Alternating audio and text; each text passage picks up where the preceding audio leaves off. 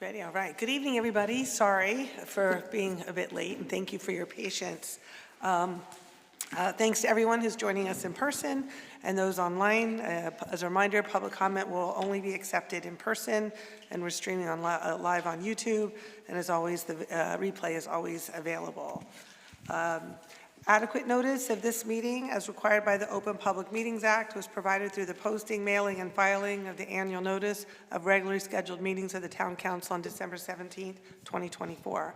The notice was on that date posted on the bulletin board in the municipal building, provided to the Westfield Leader and the Star Ledger, and filed with the clerk of the town of Westfield. Ms. Lushy, may I have a roll call? Mayor Brindle? Here. Council members Hopgood? Here. Dardia? Here. Domagala? Here. Kiefer? Here. Saunders? Here. Armento? Here. Contract? Healy. Here. Please rise for the invocation, which will be given by Councilman Hapgood, and remain standing for the salute to the flag. As we begin this meeting, let us take a moment to appreciate the privilege and responsibility we have been given to serve our community. Let us seek the highest ideals of honesty, integrity, and compassion in our interactions and decisions. May our differences inspire dialogue rather than division, and may our shared goals unite us in purpose. Let us move forward with open hearts and minds committed to the well-being of all. I pledge allegiance to the flag of the United States of America, And to the republic for which it stands, one nation, under God, indivisible, with liberty and justice for all. Hi, Jim. Just want to make an announcement in public, as we've done in other meetings. As a result of the executive session the council just had, there is a new agenda that's available. One resolution has been added to the agenda tonight under the Code Review and Town Property Committee, and there'll be some discussion on that after the mayor makes her normal comments. Thank you. Anything else? Any other updates? All right. It's January, exactly. Leaves are done. So thank you for that. And so we had some of us were attended a big morning this morning, where I was joined by council members Hapgood, Healy, and Kiefer, as well as many other officials and community organization members throughout the state for the ceremonial groundbreaking of the new facility to be built at the American Legion Post 3. As we mentioned previously, the project will include 22 units of supportive housing for homeless or disabled veterans, office space for a representative from the Department of VA, which will help provide job skills and counselings for the residents, event program, administrative space on the ground floor. All rental units will be credited to the town's affordable housing obligations, and the agreement authorizes the use of $500,000 from the town's Affordable Housing Trust Fund, which comes from development fees that have been collected as part of development projects to assist in financing the project. And the fundraising efforts continue to complete this project, and I encourage everyone who would like to learn more or contribute to visit the Foundation for Sustainable Veterans Housing website. I do want to just say there today, I heard they had representatives from the American Legion all at every chapter all over the state, and representatives from Monarch Housing, and where they said that there has been no other community that they've worked in, and this is the 5th project like this of this renovation of American Legions, that have supported it so broadly by the community and by the town as we have in Westfield. Many places are vying to get this level of funding from the Affordable Housing Trust Fund. And I think we often take for granted, it was just felt like, and I give credit to the council and to the public, that this was such a no-brainer for us to do because it's the right thing to do. But it wasn't until I was with all these folks today that I have a true appreciation for how unique and special this effort was by all of us in Westfield. And I think it's a big thanks to our administration, big thanks to our council, and as I said in my remarks, a huge thanks to our community. So it's generally supportive. So it's really, I think, a great legacy project for all of us, and I think it's something that we're going to be really proud of. So it was a really meaningful morning this morning. Just in other events, I want to remind everybody about the MLK Day events on Monday. The MLK Association of Westfield, they're having their 38th annual Dr. King commemoration service. It begins with a 1 p.m. march from the MLK Monument through downtown, followed by a 2 p.m. interfaith service at St. Helen's Church. And lastly, I just wanted to bring up, I was talking to Jim and the fire chief. We've gotten a few questions in light of the horrific fires that we're seeing out in Los Angeles. And we hear about issues with, water and so forth. And they're asking about our preparedness here in Westfield. So we thought it was a good time just to reiterate that to the public. Obviously, we're just all devastated on behalf of the people of Los Angeles for what they're experiencing. And we want to let everybody know that we are very, very lucky in Westfield to have a very well-staffed, full-time professional fire department, which really provides amazing fire protection service as well as other services to the residents.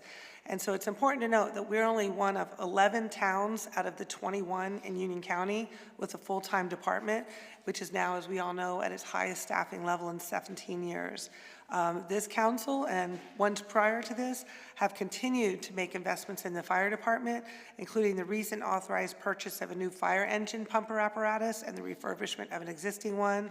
And as you all know, we also initiated plans for expanding and modernizing the Central Avenue Firehouse with the purchase of the adjacent property, which will become the main station when plans are complete. And someone asked me specifically about our hydrants. Westfield has over 700 fire hydrants that are owned and maintained by New Jersey American Water. And on an annual basis, they conduct regular inspections, hydrant flushing, and flow tests on designated locations in the town to ensure proper water pressure. And over the past year, our fire department has worked with them to attain hydrant flow pressures systematically placed throughout the town, which ascertains the volume of water available for firefighting purposes. So some of the issues that you think about not water should not be an issue with us in terms of the maintenance that we've deployed. So biannually also, the Westfield Fire Department, they said dons and doffs hydrant markers on each and every hydrant within the town, and they visually check for hydrants for damage, loose parts, signs of wear and tear, et cetera. So they also screw the hydrant caps on and off, and if any issues appear with the hydrant, the American Water is contacted for repair and testing. So all of this to say, we as a municipality remain very well prepared and probably the most exceptionally prepared we've ever been for many, many decades in resource from a fire safety perspective. Regarding tonight's agenda, we have some very important legislative items, a few of which I want to highlight. There's a resolution authorizing participation in the State Development and Redevelopment Plan cross-acceptance process. Just for context, the New Jersey State Planning Commission is updating the state plan, last done like over 20 years ago. The state plan is not a regulatory document, but rather a statement of policies and objectives for use by state, regional, local agencies for determining how best growth can be accommodated. They released their draft, the state plan, on December 6th, which begins what is called this cross-acceptance process, where state plan policies are compared with those of local and regional jurisdictions. And in our case, Union County is the lead agency for us, and this essentially just allows us to work with them and to provide any comment to the state plan. So the resolution that we're voting on tonight authorizes our town planning and zoning department and planning board to assist the county throughout the process, which we all agree it's always better to have more input. So happy to do that. There's also an ordinance on first reading to modify the municipal stormwater control ordinance, an action that is required to achieve state compliance. And it's just periodically the state updates their stormwater regulations, last done in 2021. This time key benefits are storm green infrastructure, which applies to major development, stormwater management, and so forth. So the state requirements will now be codified for Westfield, and they'll serve as further enhancements to the two recent ordinance changes that we made in 2023 addressing stormwater issues. So additional amendments to these ordinances will be reviewed and likely acted on later this year. And lastly, one of the reasons we were a bit late this evening, we have a resolution to approve our fourth round affordable housing fair share numbers. As you know, last March, the New Jersey legislature passed and Governor Murphy signed Law A4S50, which amended the Fair Housing Act. The amendments provided direction and deadlines for how a municipality must meet its fourth round affordable housing obligations. So to be in compliance with the fourth round of affordable housing, municipalities must complete a series of steps, the first of which we are undertaking this evening, to adopt present and prospective need obligation numbers by resolution, which is required by January 31st. So to address this issue, we formed an Affordable Housing Committee, and it was comprised of council members Linda Hapgood, Jim Healy, Mike Domagala, and Todd Saunders, and they have worked in collaboration with our town and affordable housing professionals in recent weeks. And following their work, the 4 committee members unanimously agreed to present tonight's resolution to the full council, which we did in a closed session just before this evening, where we all agreed to bring forth this resolution this evening. We're going to hear more about the details of this resolution. I'm going to ask Jim to come up and introduce our planning professionals and discuss what we're going to be voting on this evening. Thank you, Jim. Sure, thank you, Mayor. And again, thank you, and we are lucky to have our what I'll call our affordable housing team here tonight that spoke to the council in the executive session, but also here tonight we have Don Salmon, our full-time town planner. We have John Drill, who is our affordable housing counsel, and we have Graham Petto, who is our redevelopment planner, specifically for affordable housing from Topology. So I thought it might be good just before we get into the actions and the public comment, maybe have Graham say a few words about Westfield specific information and really what we're doing tonight and the next steps in the process, and see if the council may have any questions. And then there'll be some information for the public before they have public comment tonight. So if you don't mind, maybe Graham, we can go ahead and speak. Good, thanks. Thank you. Thank you. Good evening, Mayor and members of the Council.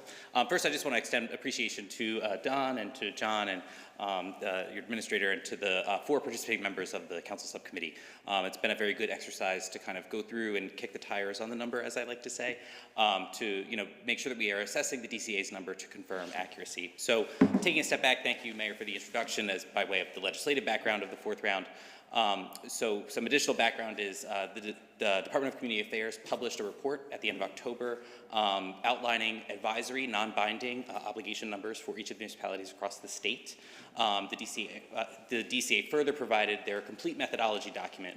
It's important to note that the methodology for calculating the prospective deed obligations, these numbers that we're talking about, is set forth within the law.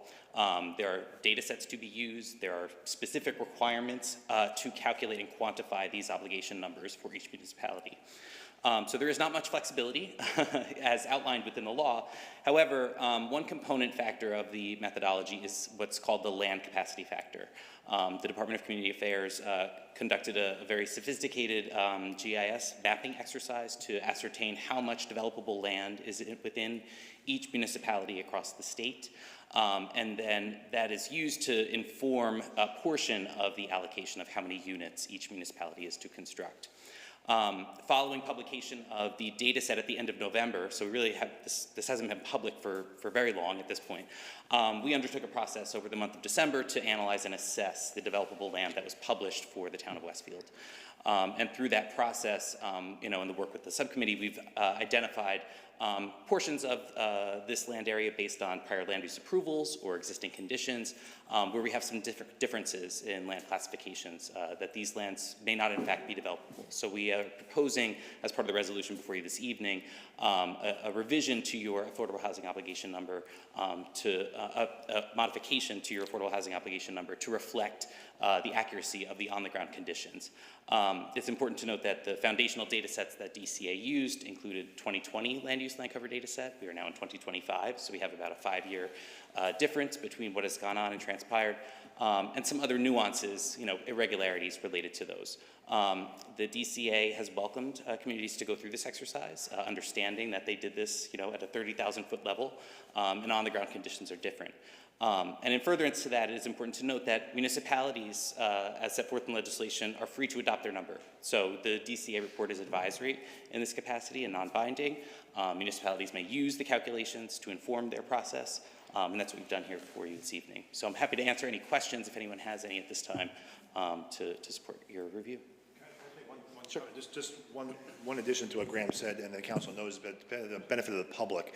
So the resolution tonight that will be entertained by this council includes Graham's very detailed report as an attachment to it.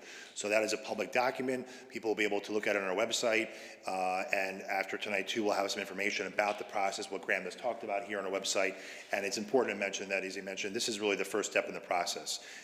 There's going to be multiple months coming up now where the next public portion is going to be a planning board process. There'll be public opportunity there as well.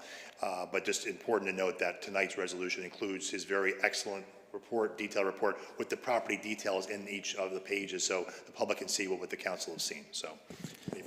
And Graham, just to confirm, because I don't think we actually said the number. So the DCA number was 397, and based upon your assessment and that agreement's 364? That's correct, Is that yes. correct? The number, the DCA published, again, their advisory non-binding number of 397, and based upon our revisions to this land component, that would revise the number to 364, correct. Graham, I think it might also be helpful if you would walk through the whole process. Sure. For the public, because this is just the first step, and there's a lot of other things that are gonna happen before the end of June. when Yes, yeah, We and- agree to a final number. Yes, appreciate that. And to your point, you know, a lot of people are familiar with the third round process, which, you know, was a series of court settlement agreements. It lived in the courts. This is a much different, open and transparent process. So, you know, this first phase that we're in now requires all municipalities across the state to adopt an obligation number for present need and prospective need by January 31st.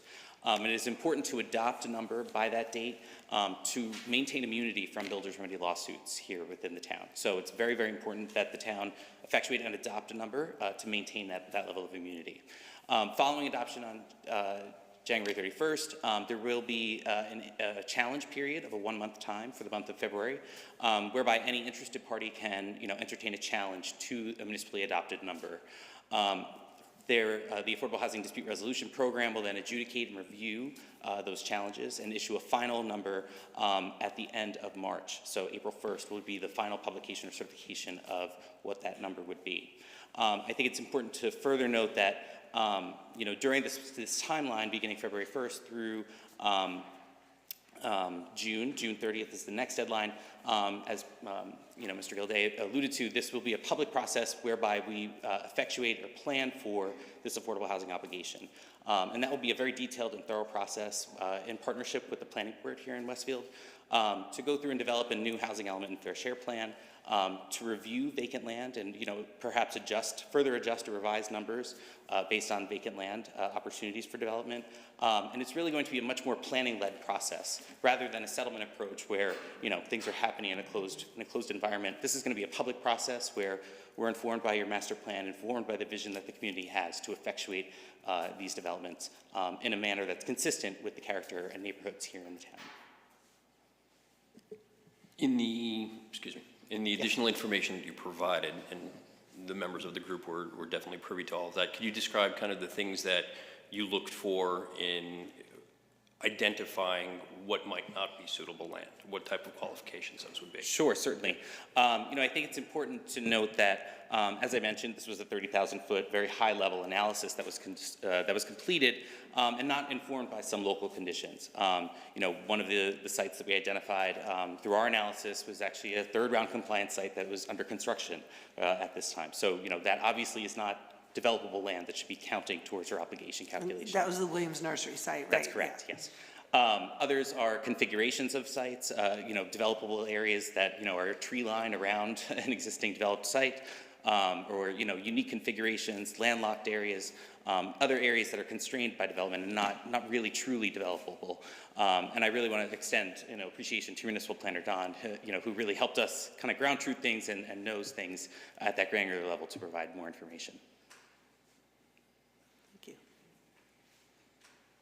Graham, I just wanted to thank you for the very thorough analysis that you did to get us to the point of being able to fully consider the resolution for tonight, but also thank you for putting together this 2.5-page letter that sort of describes the whole process. Yes, the which process we will be overview. putting up on the website because, you know, I expect that people will have questions. It's complex, and you've done a very good job trying to distill it down for all of us, so I really thank you for that. Sure.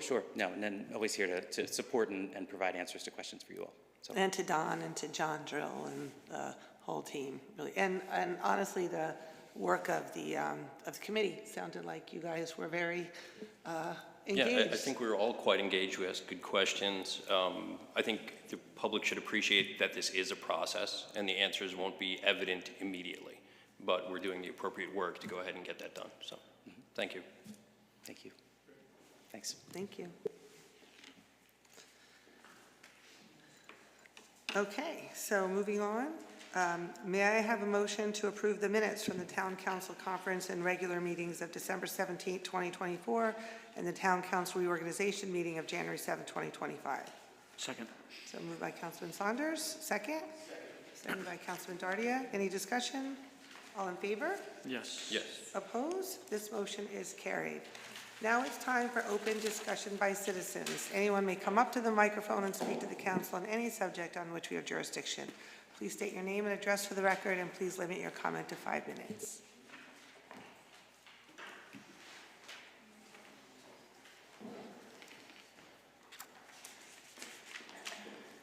Carla Bonacci, 603 Lawrence Ave. So I have some questions, but I'm not sure in this forum if I can ask them. One is on the resolution for the state plan, where I did not see any circling back to the council. The council's basically delegating to the planning board and the planner. And my question is whether or not whatever information is shared shouldn't, or doesn't the council want to see that and be a participant in that and know what's being shared? So I thought that's a question. Regarding this affordable housing, which I have asked about since October, I need a clarification on the process. So you are adopting something this evening, and then you're sharing that report with the public. Does the public have an opportunity to opine, to have you make changes to the 364 count number that was developed? Or is it just there for us to read and watch the process moving forward? So I don't know if you can answer that, because then my next question would be, usually when one comes up with counts, one tries to know the answer to the question, which would be, if 364 is what you believe is supportable, where and how are we doing that? And although I realize there's time to map it, usually one knows the answer before. And I'm wondering if you have all gotten a glimpse of that or asked those questions so that you understand what the outcomes could be.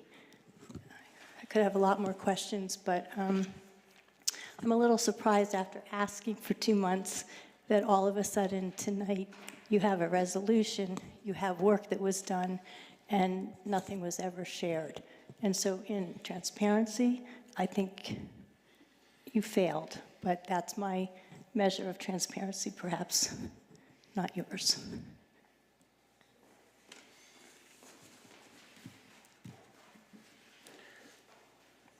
Anybody else? Okay, hearing none, I close this portion of the public comments, and I'm happy to address your comments, Ms. Bonacci. So, Don, do you want to talk about the state plan? And Yeah, so the question was, does the council get to see what would be submitted to the county? The answer is yes. The council has to authorize the submission of the cross-acceptance response before it's sent to the county. So, and I believe that needs to be done by resolution, so you will see what goes to them. and I'm sure we could ask for that too, and because of course we'd want to see what went to the county, but there's an Yes. opportunity to do that for sure. And Graham, maybe you can get up and reiterate the process again. And I don't know if any of my fellow compatriots that were on the committee want to weigh in on that. But regarding the question about how we would get to the 364 and, you know, when that conversation actually happens, maybe you can address that. Sure. So, as I indicated in my earlier remarks, that, the second phase of this process is really the planning exercise, and that's where, I think the subcommittee here that we had, as well as some planning board member participation through their master plan, they have the subcommittee membership. It will be a collaborative exercise to go through and develop and work on writing and drafting a housing element and fair share plan that will effectuate this process. And the housing element and fair share plan is it's a very detailed document, and one of the first steps in preparing that document is a vacant land adjustment. to, inventory vacant land opportunities here within the town, and identify opportunities where there may be opportunity to construct or not, or lack thereof. And that will further refine and inform, the process by which we will develop strategies collaboratively, and consistent with your visions and goals of your existing plans here within the town to effectuate those housing opportunities. So, nothing has been done yet to this point. We're at the first phase where we identify what the number is that we're going to move into the planning phase and start to effectuate that process in collaboration and coordination with your planning board. Because I think it's important to also just further remind that the Housing Element and Fair Share Plan, that is jurisdiction of the planning board, that is their document that they have to adopt. The governing body will endorse it, and recognize that it has been approved by the planning board, but it is a document, a product of the planning board. So this is going to be a very planning-based collaborative process to identify strategies, opportunities, and how we will achieve accommodating the number. And just to be clear, because I think there's a level of skepticism that we don't know how this is going to be used. In the last round, our equivalent of the 397 our number was 1090. And I can assure you that there is no plan when that number was given that how we were going to actually make that number. And that the process after the number was given, granted it was a different process, but with all the back and forth, the actual number of what we were required to do was 68. So it went from 1090 or 62 to 62. So this 364 number, assuming as indicates will be accepted, is very likely not going to be what we're actually required to construct. It's going to be part of the total what we strive to, but then we're going to get down to what we actually are with the vacant land adjustment and everything else, and the differential is going to be on the unmet need. So it's impractical at this point to actually try and spend all of our time figuring out how and where these 364 would go, because we know realistically they're going to be, it's pretty impossible to us to deliver on those. And until we get through this negotiation, if that's what we call it, with fair housing, is that we really won't know. That's when that process goes back and forth, right? And that's when the planning board and so forth determine what we can actually construct versus what becomes our unmet need. Yeah, Did I say that correctly? Yeah. And I mean, everybody who's been a part of this process, I believe that we are being transparent, regardless of what anybody is saying currently. We're following the calculation that we were provided. We're noting where we believe that there are differences. We're providing additional information as to the mapping and schematics of the places in town which we feel were either overly counted or shouldn't have been counted in general. That could be topography, that could be size, that could be wetlands, that could be a lot of other places that you could not put property. And the modification that we're suggesting is to go along with the calculation and saying, this is the amount of property we think we have that we could build on. And then additionally, there will be other parts within this process where we'll be able to go ahead and additionally challenge based on previous years. And thanks. Yeah, I think, just in furtherance to the comments that I've heard. So I think it's important to note that the calculation is statutorily required. I mean, there is no real negotiation or adjustments. This is set forth in statute. I mean, if you read the specific language here, it talks about the exact data sets to use, land use, land cover data set by DEP. I mean, this is very, very prescriptive, set forth within the statute. So I think that's a very good point that you raise, and we are just further informing the process. And the legislation further says that that can be done, through informing about local land use approvals, construction permitting, those types of things that we've reviewed on your behalf. And then the second phase, which Mayor, you kind of alluded to, is that's really going through a vacant land adjustment, identifying these things and having those discussions as to how these numbers will manifest themselves in reality, with respect to policies and goals and visions that are within your master plan and guiding documents. That's really the second phase of this process. Right now, as set forth in the legislation, as I indicated earlier, the municipality has an obligation to adopt this number by January 31st to maintain its level of immunity from builders' remedy lawsuits, and that's really what's most important at this point. We will certainly, enter into a longer, public, transparent planning process to effectuate these strategies in a group setting. Thank you. Yeah, of course. Can I just make a comment? I think it's Yes. important what you just said. Could you just, if we don't submit something by January 31st, what's the ramifications? I think that's important for the public to know. So, yeah, so the municipal, sure. Sorry, I can talk quickly, I apologize. Yes. really important, so. Sure, sure. Plenty of time. We're here till 11. Okay. No, we're not. So a loss of immunity would subject the municipality to a builder's remedy lawsuit whereby, a developer can come into town and say, I have an opportunity to effectuate affordable housing. Westfield is out of compliance. They've, have not met the deadline, and they can proceed to challenge and legally get into position to effectuate a development project outside the bounds and scope of, what is planned for within the community. And to meet the deadline is to either modify or accept the number they gave us. Those are the only two options. Is that That's correct. Right. And maybe just to piggyback a little bit more on what the mayor explained, this vacant land adjustment process, which sounds like it's very important, especially considering the numbers that the mayor brought up from the last round and how those were really decreased. So a couple of things that I just want to make sure that, and I think you already said it, but say it again, the 364 units can be further reduced through this vacant land adjustment process, and that's going to be due by July 1 or June 30th, I think? So I want to characterize it. The vacant land adjustment, vacant land inventory, that is a component of the housing element and fair share plan document that will be adopted by the planning board. Is it an exercise to go through and find development opportunities, where we can effectuate this development, a portion of this 364 number, whatever that may be. I don't want to speak in hypotheticals because we have not done any of this analysis yet.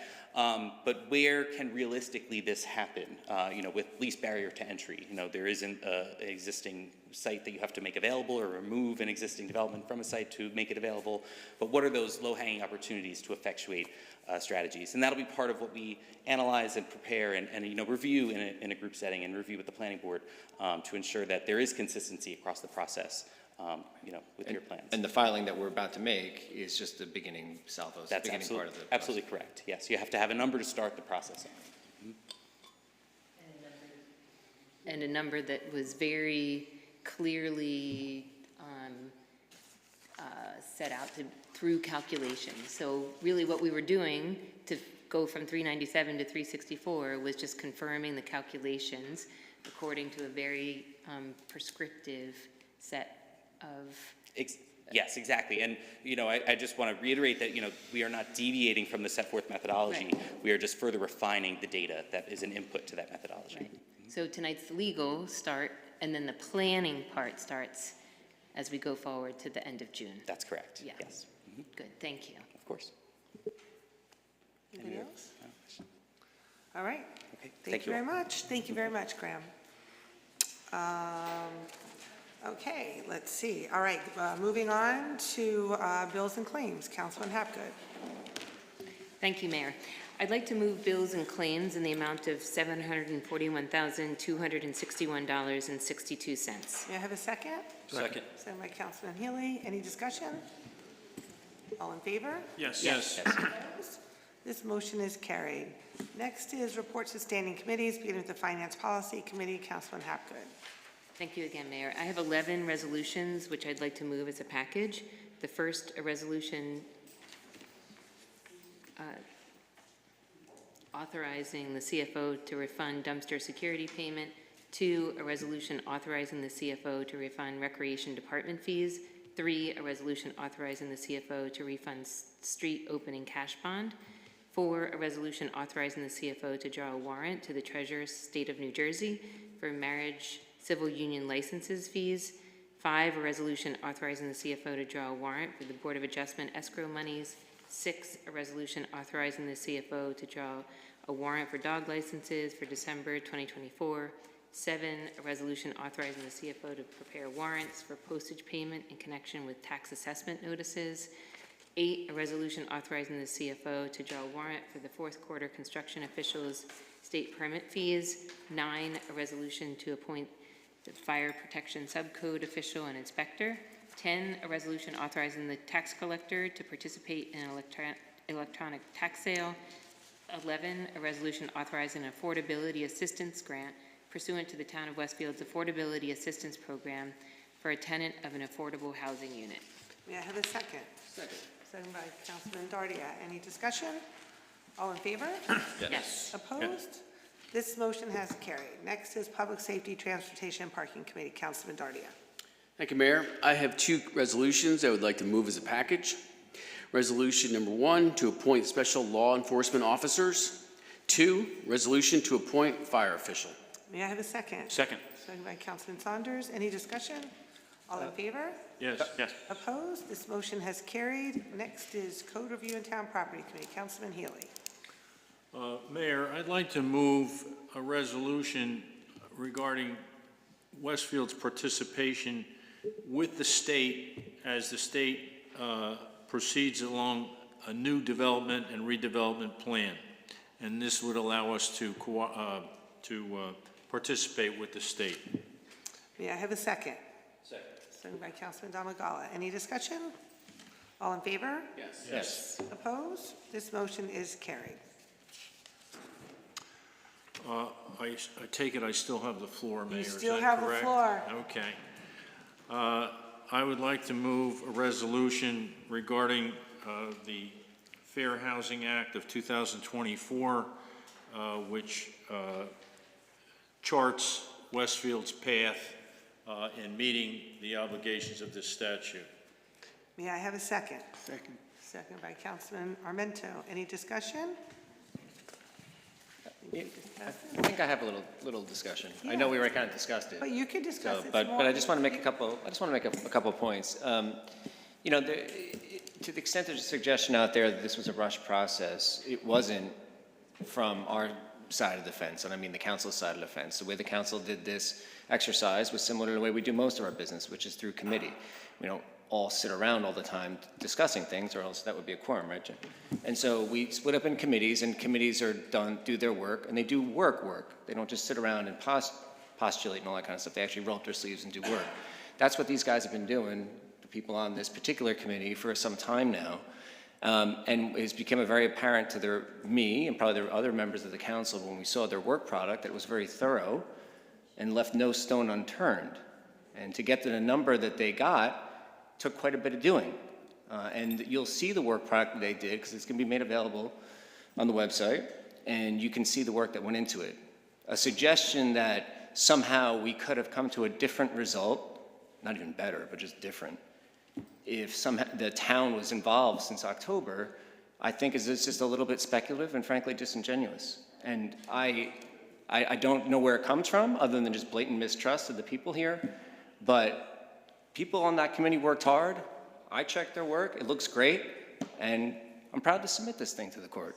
So I don't know if I speak for anybody else, but that's how I feel about it. Yeah, thank you for saying that, Councilman. Thank you. Couldn't agree more. So, yes, absolutely. Councilman Healy? Sure. I think it's appropriate to make a few remarks about our approach. You know, there's a Fifth Amendment to the Constitution of the United States that says if the government wants to do something with your property, they have to pay you for it. It's called a taking. And that's sometimes done through eminent domain. But zoning is a form of taking. And why doesn't, if I want to build 4 stories on my single-family home, why can't I do that? How does the government have the right to say I can only have 2 stories instead of 4 stories? Well, that matter came up and went to the United States Supreme Court in 1928. And the Supreme Court said, well, yes, a town, a municipality could zone as long as it's reasonable, okay? So what does the term reasonable mean? Towns wanted to plan, they wanted to have some kind of organizational structure, okay. Well, 50 years ago, the New Jersey Supreme Court said, yep, you have to be reasonable in your zoning, and it is not reasonable to absolutely exclude any form of alternative housing. Mount Laurel, the township, was challenged by a group of attorneys in South Jersey, great attorneys, I might add. I can't remember the exact, but they had Mount Laurel had a minimum of 2 acres per house, which obviously excluded a lot of people. You'd have to be, you know, equivalent of a millionaire. That's 1975. For a long period of time, most municipalities blew that off, including Westfield. Because I served on the council beginning in actually January of 1986 for 6 two-year terms. And the approach that was taken was, well, we're already developed, we don't have to do anything. It took a long time for builders to realize they had the power to bring lawsuits to challenge the enforceability of zoning codes. And the powers that be here in Westfield didn't think we were at risk. But slowly but surely, the builders all over the state got very sophisticated and they started winning cases. And that becomes zoning, not by planning, but by an ad hoc process where if a builder gets a hold of a certain number of houses, take any neighborhood in Westfield, and says, I want to build an apartment building, and if we don't have a zoning plan that's enforceable, that's reasonable, then that builder's going to win that lawsuit. Now, Westfield, and I'll give a lot of credit to a lot of people, but we are very fortunate to have a town administrator who has been here for, I can't remember the amount of years, but it's something on the order of 25, maybe 28. It's very unusual for a town administrator to have that long tenure, because typically a new administration comes in, I'm the mayor now, I want to get rid of that, I want my own friend to be the town administrator. That's not what's happened. We are fortunate to have a town administrator who has been and give us continuity that has worked through Republican and Democratic administrations. And I think it's important to say that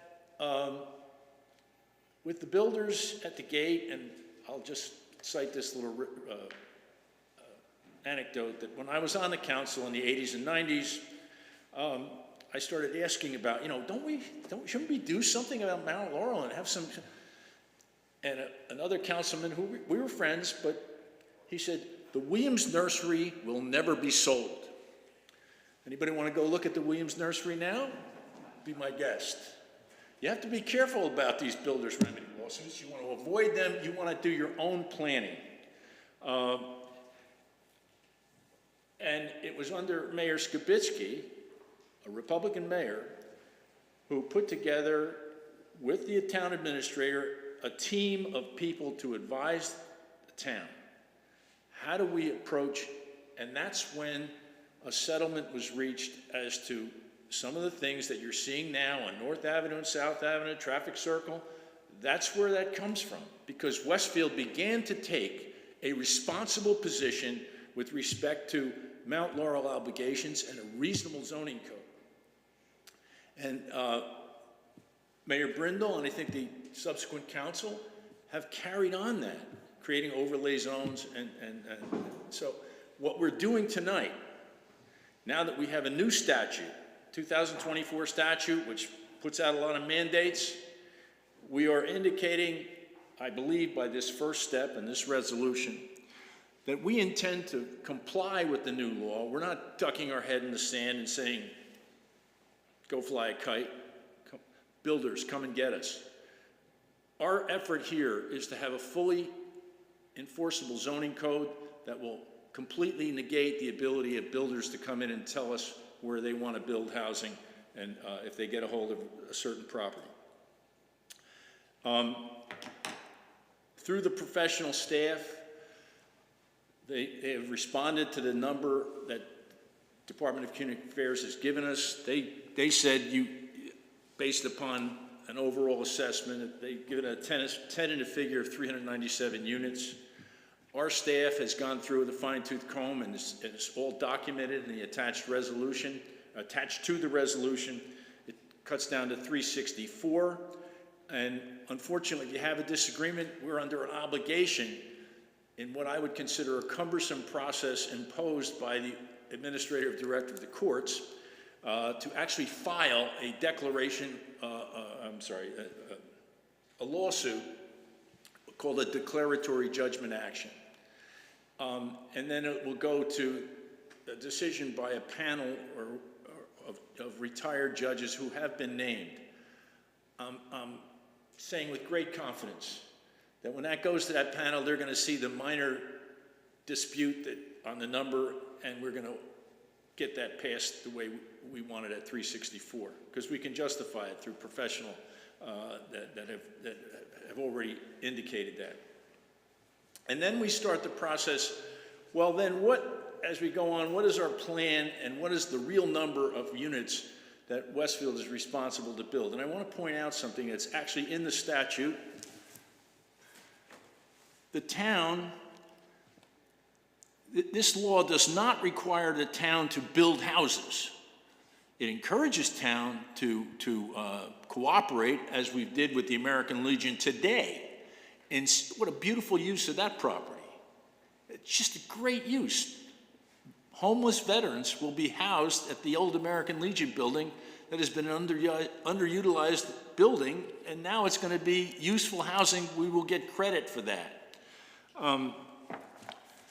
So those are the reasons that the resolution at the outset, the first whereas clause, says that the town of Westfield intends to meet the mandates of the statute in order to have a fully enforceable zoning ordinance which avoids the ad hoc nature of builders' remedy lawsuits.